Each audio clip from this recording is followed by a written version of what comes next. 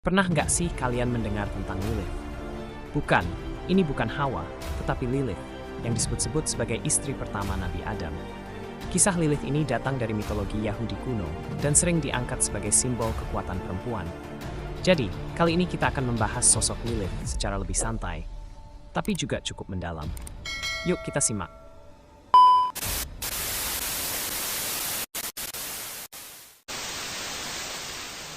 Dalam legenda mistik Yahudi, Lilith adalah sosok yang menarik, namun kontroversial. Ia disebut sebagai istri pertama Adam sebelum penciptaan Hawa. Kisah Lilith tidak terdapat dalam Alkitab atau Al-Quran, tetapi berasal dari sumber-sumber lain, seperti alfabet Pensira, teks mistik Yahudi abad ke-8 hingga ke-10. Mari kita telusuri lebih dalam cerita ini, mulai dari asal-usulnya hingga maknanya yang terus bergema di zaman modern. Penciptaan Lilith dan Adam. Dalam versi cerita ini, Lilith diciptakan oleh Tuhan pada saat yang sama dan dari bahan yang sama dengan Adam, yaitu tanah. Ini berbeda dengan Hawa, yang diciptakan dari tulang rusuk Adam setelah ia merasa kesepian. Sebagai makhluk yang diciptakan setara, Lilith memandang dirinya sebagai pasangan yang sejajar dengan Adam, tanpa hierarki atau perbedaan posisi. Namun, masalah muncul ketika Lilith menolak untuk tunduk pada Adam. Konon, perdebatan besar terjadi antara keduanya mengenai posisi mereka dalam hubungan, terutama saat mereka berhubungan intim. Lilith menuntut kesetaraan, sementara Adam, dalam peranannya sebagai laki-laki, menuntut kekuasaan. Lilith tidak menerima ini dan, dalam kemarahannya, ia mengucapkan nama Tuhan dengan benar. Sebuah tindakan yang menurut kepercayaan kuno memberikan kekuatan yang besar, dan kemudian ia terbang meninggalkan Taman Eden. Pelarian dan transformasi Lilith. Setelah meninggalkan Adam, Lilith menjadi sosok yang bebas namun terasing. Menurut beberapa cerita, Lilith terbang ke Laut Merah, tempat ia berdiam dan menjadi ibu dari para iblis dan makhluk gaib. Dalam teks-teks mistik Yahudi, ia digambarkan sebagai sosok yang penuh dengan nafsu, sering berhubungan dengan makhluk-makhluk supernatural dan melahirkan banyak keturunan. Tuhan mengirim 3 malaikat, Senoi, Sansenoi, dan Semangelov, untuk membujuk Lilith kembali ke Eden. Mereka berusaha meyakinkan Lilith untuk kembali kepada Adam, tetapi Lilith menolak. Sebagai hukuman, dikatakan bahwa setiap hari, 100 anak-anak Lilith akan mati. Sebagai balas dendam, Lilith dikaitkan dengan peran sebagai ancaman bagi anak-anak manusia yang baru lahir.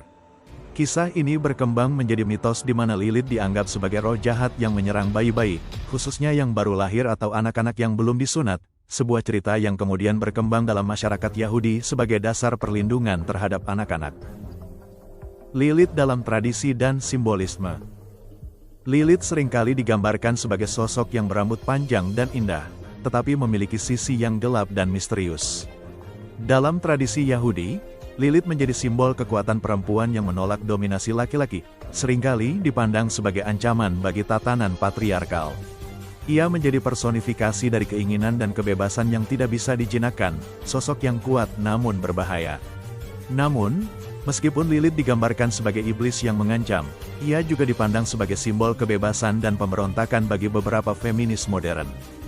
Dalam pandangan ini, Lilith tidak hanya seorang yang melawan Adam, tetapi juga melawan sistem yang mencoba mengontrolnya. Ia adalah sosok yang memilih kebebasan daripada penindasan, bahkan jika itu berarti hidup dalam pengasingan. Lilith dalam budaya populer. Di luar teks agama kuno, Lilith telah menjadi ikon dalam budaya populer. Dalam literatur, film, dan seni modern, Lilith seringkali digambarkan sebagai simbol kekuatan perempuan, pemberontakan, dan sensualitas yang tak terkontrol. Nama dan kisahnya muncul dalam berbagai karya seni kontemporer, dari musik hingga serial televisi.